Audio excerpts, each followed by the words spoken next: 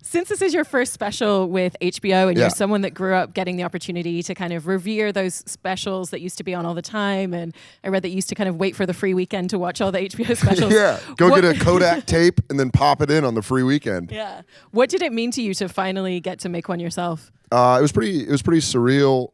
When the offer came through to do the HBO special was last December, and I just finished doing the Bonfire. It was like 8 o'clock this time of year, and I was by the 1 train, 50th Street stop, and I used to take that all the time to go do check spots at Stand Up New York. And what a check spot is New York does showcase shows. So there's like 5 or 6 comics on a lineup. In between the 5th and 6th comic, they drop everyone's check in the comedy club and then put up a young comic who just eats it for like 7 minutes. It's brutal. And I did check spots for the first 2 years that I lived in New York City. I would like fight for check spots because you were just getting on stage. And I was like, and then I remember when I could turn a check spot, when I could get people to start laughing slowly. And then by the end of my set, I had the whole crowd. And that was beyond valuable. It was just one of the greatest things I've learned in comedy. It was really how to turn a room. And I always remember getting on that 1 train at 50th Street, kind of like, all right, time to go take my medicine. And so it was weird to be sitting there and they're like, HBO wants to give you an hour. And you're like, what the fuck? It was just a weird, surreal moment to be at that place, and those thoughts flooding through my head. And then I kind of told a couple people, but I kept it to myself because HBO, man, they're just the best. They're the best. And when they offered it to me, I was like, I want to work this thing out. I want to make sure that I give you guys a good hour. And they were like, take your time, man. And so that's why we filmed in October and then turned it around because they wanted it out before the end of the year. So that's the fastest turnaround I've ever had on a special, but it was a lot. It was quick. Yeah. So what's the difference for you now in terms of going into like you're taping your own comedy special, people have bought tickets specifically to see you, there's no one else on the set. Kind of how does that feel different to you when you walk out onto stage knowing that the audience is already on your side and you don't have to win them over? Yeah, I think I got good practice. I did a half-hour special for Comedy Central in 2013, and then I did an hour for Comedy Central in 2015. And then it aired in 2016. But you learn through those. I'm a dumb person, but I learn well through repetition. Like if I just do it over and over again, I'll learn how to do it. And I think like I wouldn't have been able, if they would have given me the HBO hour back in 2015. I don't think it would have been what this is, and I'm proud of this. So I think in this business, you get scared you're not going to work again. And then when you get the work that you don't realize you're getting the work you need to make you into the next thing. And that's fucking terrifying.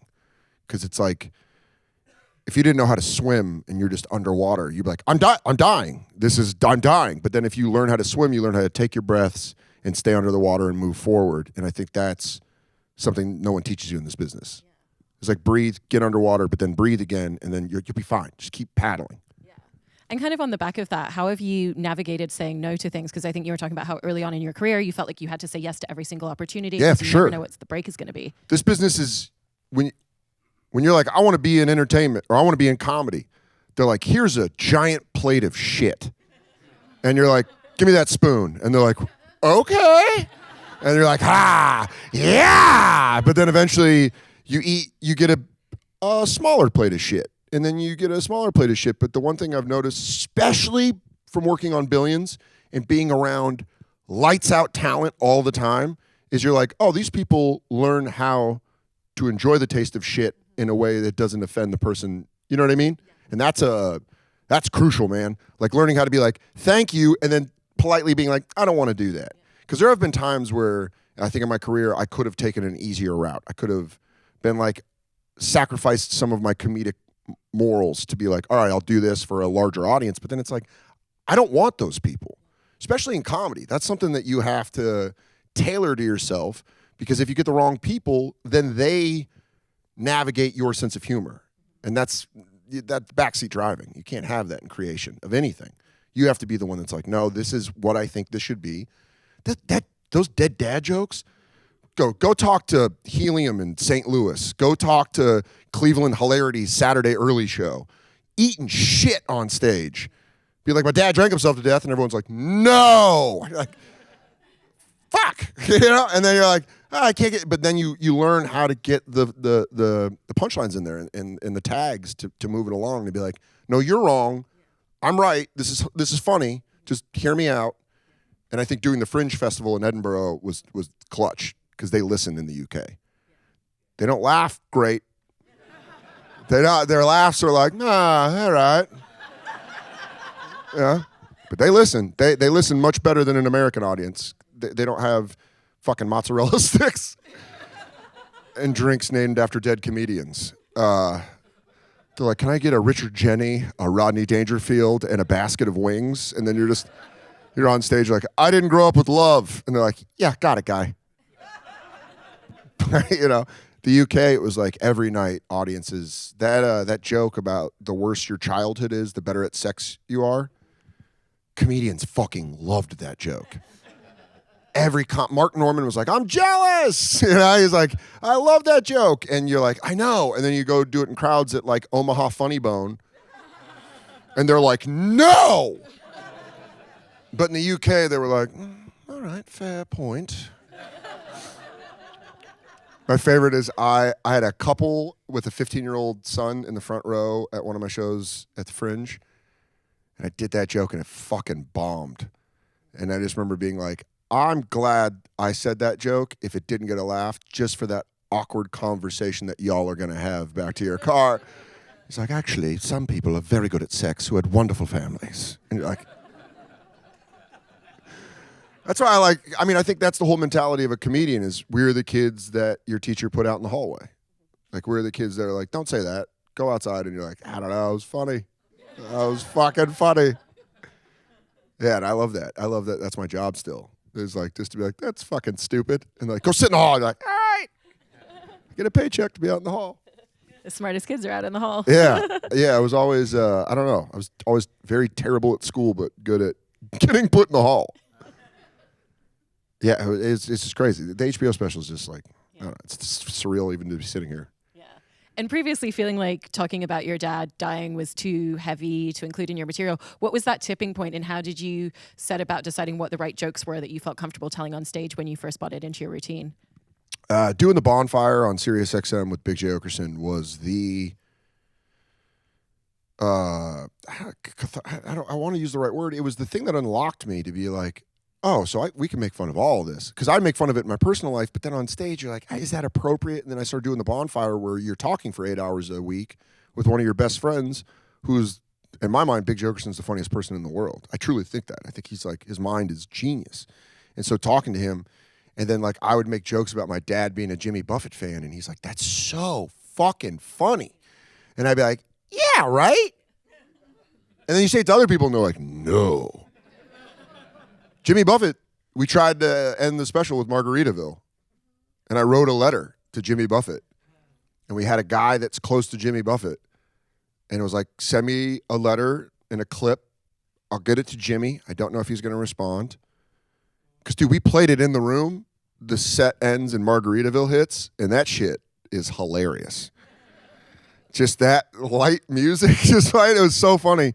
And, we had it. And I sent this letter that very heartfelt. Like, listen, I do love your music. My dad and I listened to it. He died of drinking. I tried to make a difficult thing into a joke, and I used your, perception people have of you as...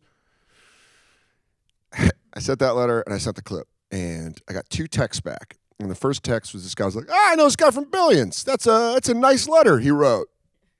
Second text, oh my God, I just watched the video, no. Like, it was like, no. Jimmy will not find this funny. And they're like, man, fuck him then. Because you've made millions of dollars off, dude, you do like, you're parrot heads. Parrots are party birds. The fuck are you talking about? You don't want people associating you with heavy drinking. It's fucking crazy to me. That's crazy to me. That's like going up to Philip Knight of Nike and being like, you make great shoes. He's like, don't associate me with shoes. It's like, you're a fucking dickhead. You're the problem. It's not me. And that's, I don't know. Yeah, that was like a thing where, man, I wanted Margaritaville. But then we got to end it with my favorite song of all time, Queens of the Stone Age and The Fade. So I was happy about that. Yeah, I was pumped about that. But yeah, Fuck Jimmy Buffett.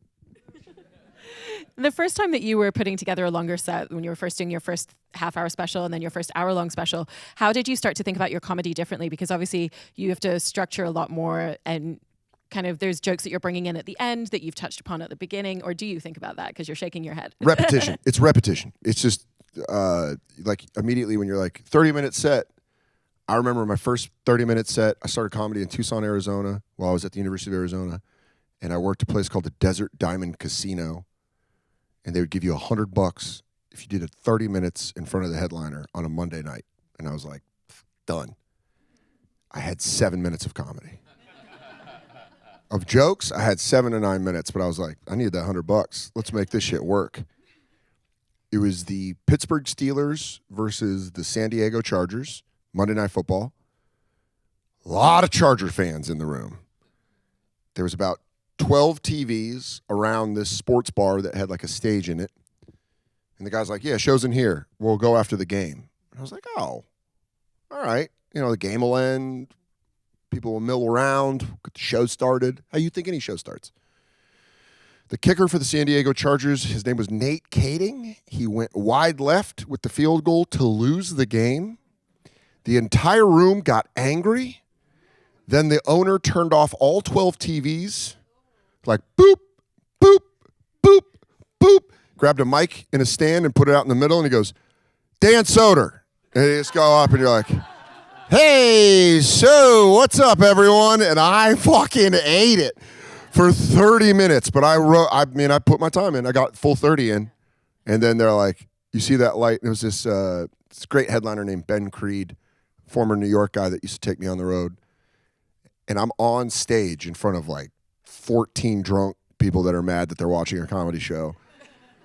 And I'm bombing. And I finish. And I go, all right, everyone, please welcome. You seen on the Tonight Show, Dangerfield's Ben Creed. And he just comes to the front of the stage and goes, give me the microphone. And I just hand it down to him. He goes, this asshole on stage. And just starts murdering, standing same level as these people. And I was like, oh, I felt like a bigger asshole. Like I was on stage like, look at me. And Creed's like, give me the microphone. Vets know how to get through that situation. Like, no one's going to win here. You're not going to look good. Just get through. And so that's like the first. So when you get to finally a half-hour special, you realize like, oh, I don't get here without that. I don't get here without bombing and feeling embarrassed and stupid for 30 minutes. Which you want in comedy. You're like, why am I not getting a special? And then people get specials, and you're like, you got found out. I've watched a lot of comedy specials where I'm like, that person can't do 25 minutes to comedy. You know, and all my best friends are people that, like, Michelle Wolf's new Netflix special comes out at midnight. Wall-to-wall laughs. Nate Bargatze, the Tennessee Kid, one of my best friends. Wall-to-wall laughs. Those are my best friends. So those are the people, when I put an hour together, I'm looking at people that are the best in the business. And I'm like, is this good? And they're like, that's good. And you're like, all right. I hope these people are right. Because I think it's easy to insulate yourself with people that are like, you're the best. Keep good. There's a lot of false enthusiasm in our culture today, and it's fucking super destructive. People suck. They need to know they suck so they can get better. There's no justice in being like, you're doing it. It's like, yo, you fucking stink. Go get better. But what's wrong with that? I never understood what's wrong with being like, you're not in a mean way, but in a way of like, you're not good. Go get good.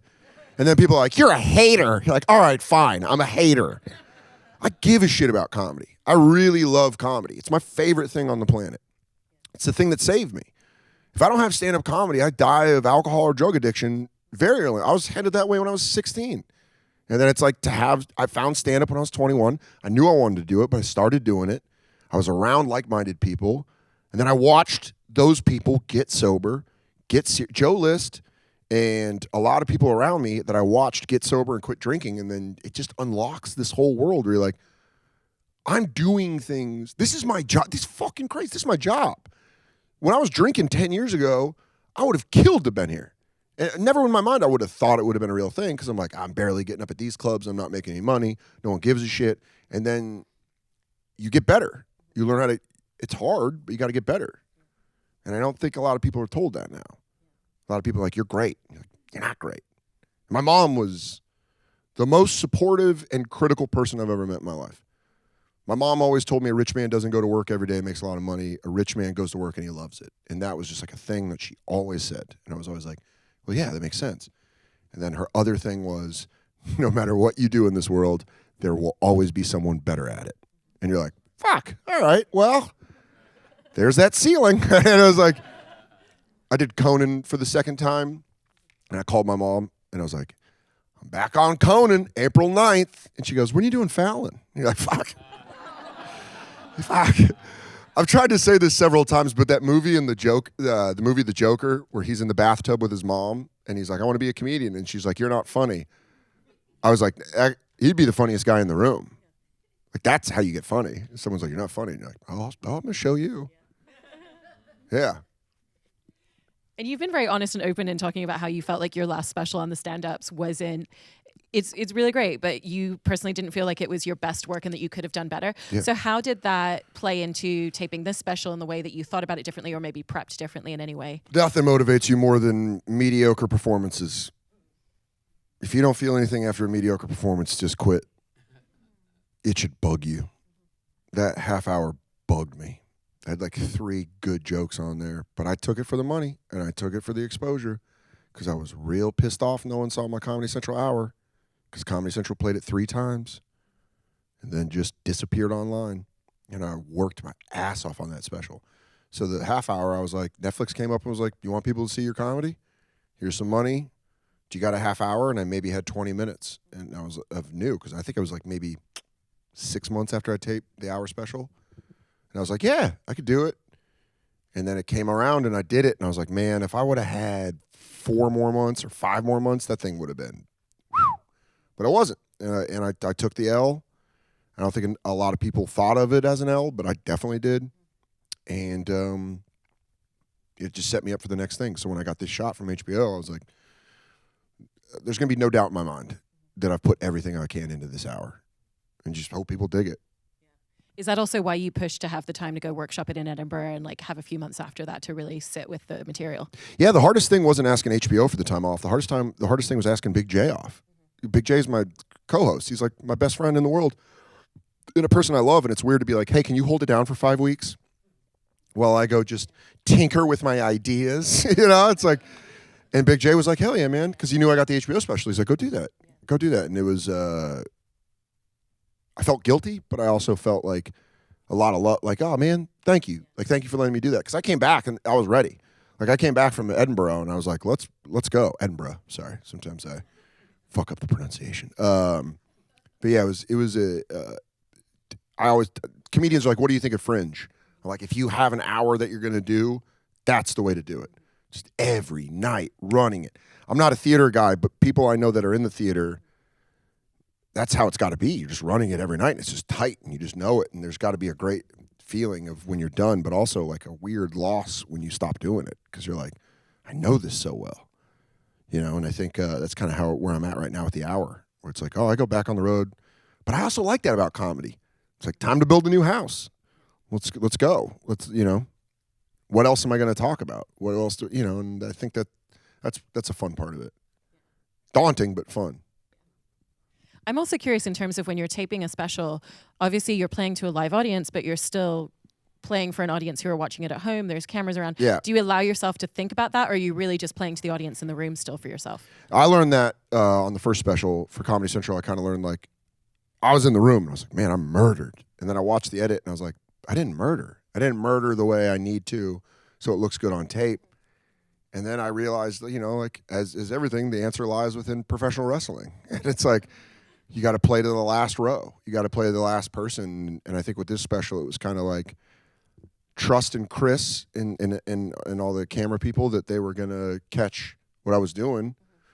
And then you don't really worry about the crowd. You need the crowd there as kind of like road to drive on, but you're kind of like, oh, I'm doing this for the people at home. So when I saw the edit, I was like, man, I think we got it. I think we got it for the people not in the room, but at home. And in conversations with Chris about the way that he was going to direct the special, were there any things that were really important to you in the way that he captured it, or you just let him kind of go off and do his thing? Chris gave me a wide berth on our first conversation, and that's what I really appreciated. I was like, I don't want any artistic shit. I'm not filming a fucking fluff piece. I want it dark, I want it direct, and I want it packed with jokes, and I want that old HBO intro. And he was like, all right. He's like, yeah, all right, cool, and he went with it. He's like, let's do it. You can just, and that was great. That working with Bo, Jerrod, and Chris was really easy because I had a lunch with Bo in L.A. and I was just like, dude, you don't put this out, right? This isn't a podcast. It goes on the YouTubes. Oh, it does? I just kind of had a real serious moment with him where I was kind of like, man, I think there's a lot of bullshit out there. And I was like, I think comedy's got some of the most dynamic and great comics working right now, and I don't think that's being shown off in a lot of ways. So fuck all the frills.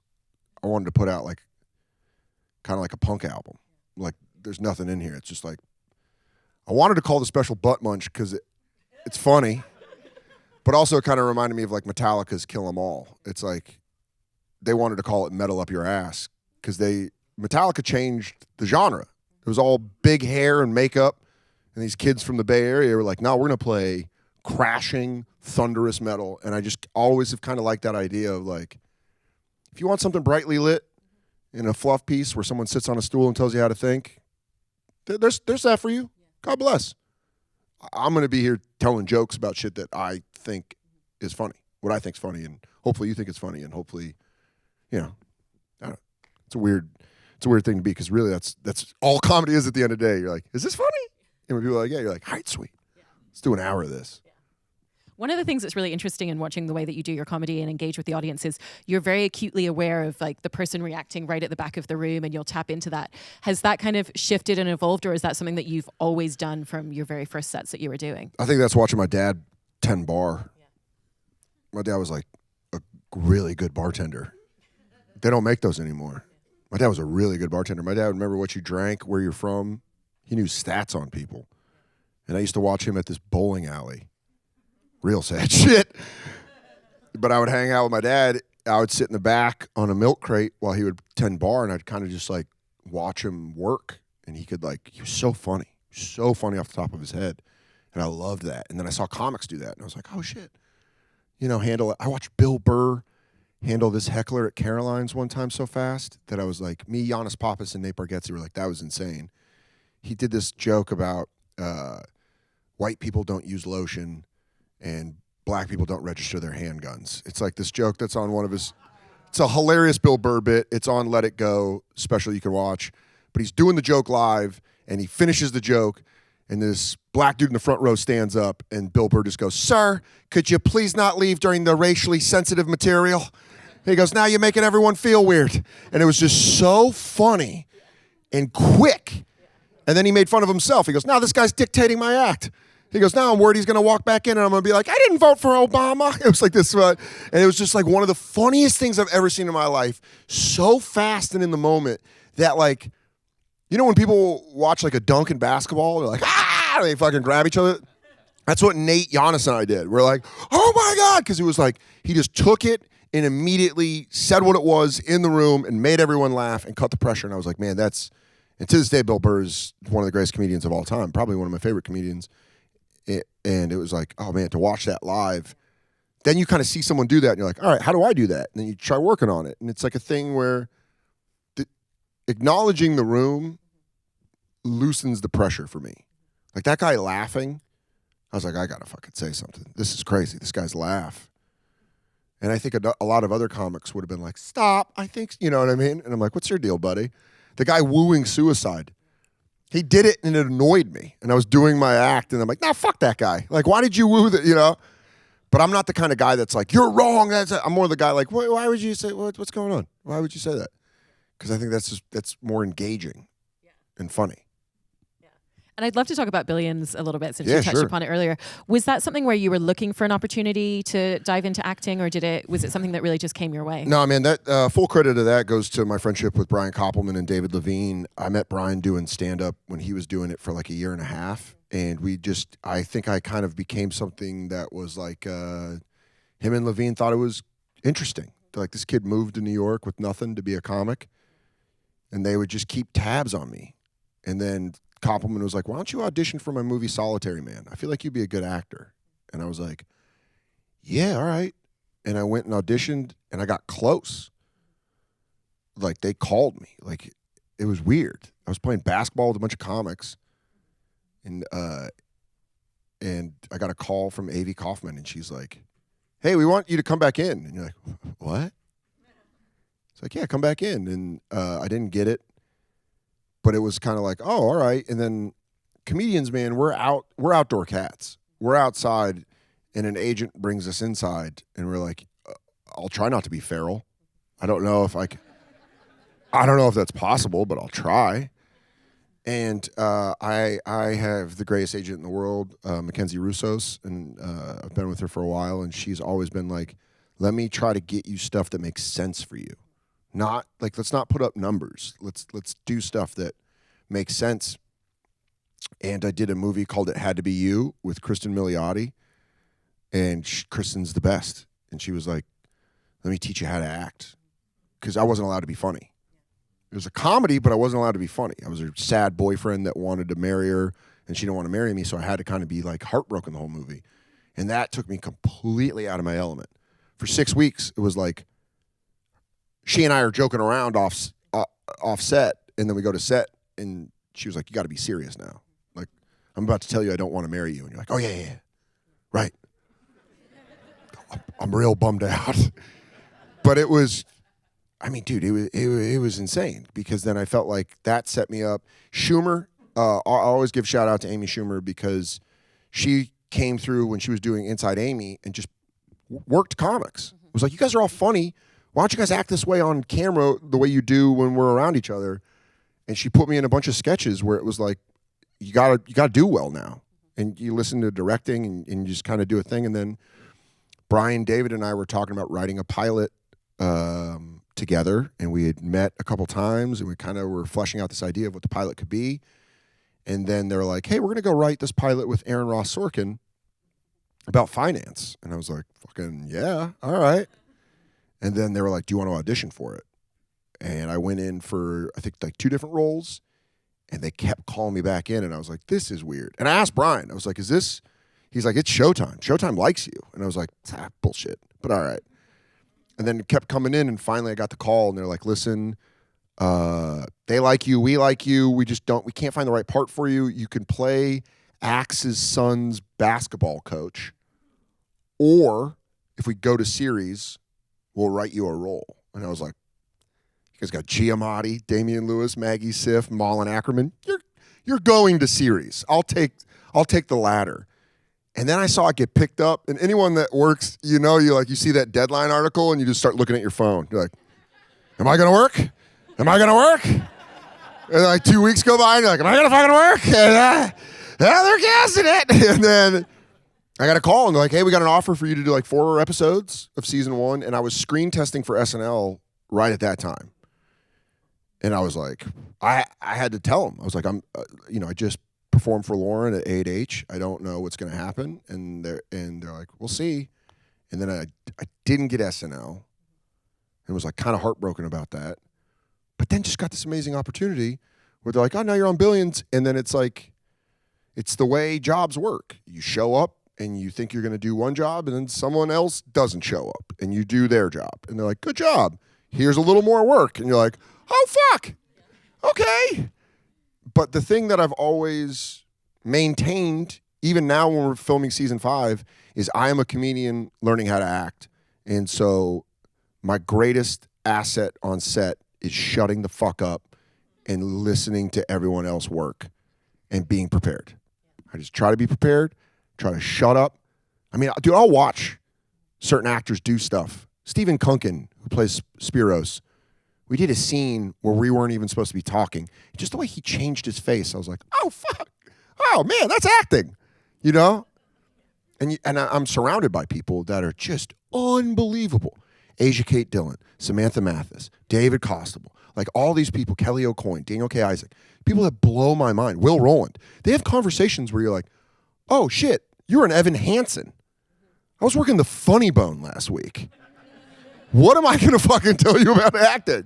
I'm like, yeah, dude, I got to learn, man. I got to learn. And it's like, I did a scene in season 4 where I yell at Maggie Siff's character, and I come off an elevator and I yell at her, and I've never really played angry in a scene before. I've never really played like fucking scorch the earth, but everyone has that in them. And so I was trying, and I was doing it, And I felt really good, and the director was great, kind of leading me there. And I feel like by the third take, I just see David Costable walk up on the upstairs of Axe Capital, and he looks down at the elevator. He's like that. And you're like, oh fuck, like that? Yeah. And you're like, I'm just gonna do it like that. Then. And you just feel like, I think I'm closer to it, And acting is much more of a team sport. I could be wrong about it, but it feels a lot more like when you're with the right people, they kind of encourage you. Asia's been unbelievable at that. They're always like, they'll lead me in a way like, do that, and you're like, fuck yeah, I'll do that. Just by example, just by setting the example. And comedy's such a lonely business that you're constantly questioning everything. So it's kind of nice. And I think Billions has helped me have more confidence on stage for stand-up. Just kind of sit in awkwardness. Just be like, fuck, all right, that didn't work. On to the next one. Because I think that's how you get hacky in comedy, is I think you depend on the laughs when they're not real. You're just saying shit to get laughs, just so you could breathe. And then you're like, I don't agree with any of this. And I want to avoid that at all costs. I wanted to jump into a couple of audience questions that we got from our members. The first one is, if you could go back, what are 3 pieces of advice you'd give your younger comedian self? Moved to Boston at 18. I think Boston produces the best stand-up comedians writing-wise in the country. And I think if I would have not gone to college, I don't know, though, because I had experiences in college where I was like, that ended up being a good bit. But I would probably say, like, relax, stop drinking, and have fun. Because you look back, it's so much fun. But when you're in it, you're like, this is so fucking stressful. Like, nah, man, this is fun. This is a lot of fun. This next one is, what aspect of writing and performing comedy do you still find daunting? Writing. Sitting down and writing. It's the fucking paperwork of comedy. It's like when you watch detective shows and they're sliding on the hoods of cars and fucking jumping out of windows, shooting bad guys. You don't realize those guys have to go do paperwork. You know what I mean? That's what that is for comedy. You come out and I'm flying around, and then I just go back and like, yeah, and that's something I always try to improve on and force myself to write when I'm on the road. Just listen back to a set and be like, why didn't that work? And because sometimes you're like, this is stupid, I'm not getting, and sometimes you'll just look out the window and be like, I figured it out. That joke, the closing joke, always used to end with me saying, call Circuit City, it was those fucking perverts. And then I'm always like, oh yeah, the rule of comedy is you always have to lose. Comedians should never win in their jokes. That's not comedy. It's bragging. Like, I got a girlfriend, she's the best. All right, night. It's like, what? No, where do you hurt in this? Where does your pain come in? And I think, like, I remember my mom having that conversation with her at lunch. She just thought it was so funny. She's like, I remember that. She's like, God, I remember that. And then I was like, oh yeah, my mom is the hero in all of this. Like, my mom's the one that went through everything and put it all on the line to raise me by herself. And, yeah, I agree. 2 people, big 2 Trish fans. Trish is rolling 3 deep. But yeah, and then it was a joke that I worked out at Fringe. I just kept working. Came back to the States, went on the road for like 4 weeks and was like, all right, got it. And then by the time we taped, I was like, that's the only part I saw of the special. And I was like, man, I'm happy that I put that work in. That daunting work of being like, how the fuck do I fix this end? And then you get it. And you're like, all right. Yeah, launch it. Break that champagne bottle and hope it floats. What was the biggest thing that you feel like you learned from the entire process of making this particular special? I think I learned to trust myself more. I think I learned to be like, I think this is funny. There's some comics out there, man, they just know their voice. They just know what they're saying, how they're saying it. They know it's funny. And Nate's like that. I think Bill Burr's like that. I think Patrice O'Neill was like that. I think Maria Bamford's like that. And I've always loved that. And I've never had it. So this was the first experience where I was like, no, this works. That when I hear comics text me after the special came out, like, dude, saying cirrhosis is the parrot headway out. And you're like, oh, thanks. Because they see stuff that other people don't see. They're like, that line's real great. And you're like, thanks. And comics are who I love. So that's kind of the thing where I was like, I can trust myself more and take weirder risks than I think I would have before the special. And you're taking a little bit of time off the road and kind of having a few months of not kind of taking new material out and touring it. Why was that important for you to do after taping this? I don't think they tell you enough to take care of yourself in this business. I don't think they tell you enough that you're still a person and that this is a job. It might be what you do, but it's not who you are. I think it's, I thought the second I took my foot off the gas in comedy, it was going to be like, then I learned, no, you got to relax. You have to take some time for yourself. You have to have human experiences. You have to have life experiences to draw off of, especially in this business. And so it was like, oh, you have agents, Everyone knows how agents are. Get money, go. Go, go, go, go, go, go, go. And you're like, I'm fucking tired. And they're like, go. And I finally was like, man, fuck that. Special, you're making me turn around a special in 6 weeks. Usually you have 3 to 4 months to go right. So you come out with 40 minutes that people haven't seen. I'm going to have 6 weeks. I'm not killing myself. I got to do press. I got to do key art. I got to do edits. I got to do all this shit. Leave me alone. January, we're cool. And I have Mike Riscolo's amazing. He's my road agent, and he's one of my agents, and he's unbelievable. And he's like, all right. I mean, last fall, we were doing season 4 of Billions, and I did 13 weeks in a row of road work with Billions and the radio show. And then my left side of my neck started hurting, and I go to my ENT, and he's like, you have an infection. I was like, oh, I got sick like 3 weeks ago, but I slept on a Monday. And he's like, yeah, that doesn't get you healthy. He's like, take the week off. And all we had was one table read of Billions. And so Red Dead Redemption 2 came out. So perfect timing. Played some video games, and they gave me a bunch of antibiotics. And it was like the day 1, I was like, I'm fine. And day 2, I'm like, why does my blood itch? And the day 3, I'm like, everything hurts. And then day 4, I was like, oh my God, this is what normal feels like. It was like coming out of it. And when we were putting together the road schedule after the special was going to come out, I had to be like, no, you're not going to do that to me again. Because we're filming Billions. I have Bonfire. Don't do that. You're going to burn me out. And it was kind of nice for people to be like, you're right. And you're like, oh, thanks. So now I can enjoy stuff like this and not be like, I'm going to fucking Syracuse on Thursday. There's no problem with Syracuse. Dinosaur barbecue is wonderful. Yeah. I didn't want to burn her out again. Yeah. Well, congratulations so much on Thanks. Son of a Gary. Thank you so much for coming out and sharing with us. And thank you to all of you. Thank you so much for having me. And thanks for watching, everyone. I really appreciate it.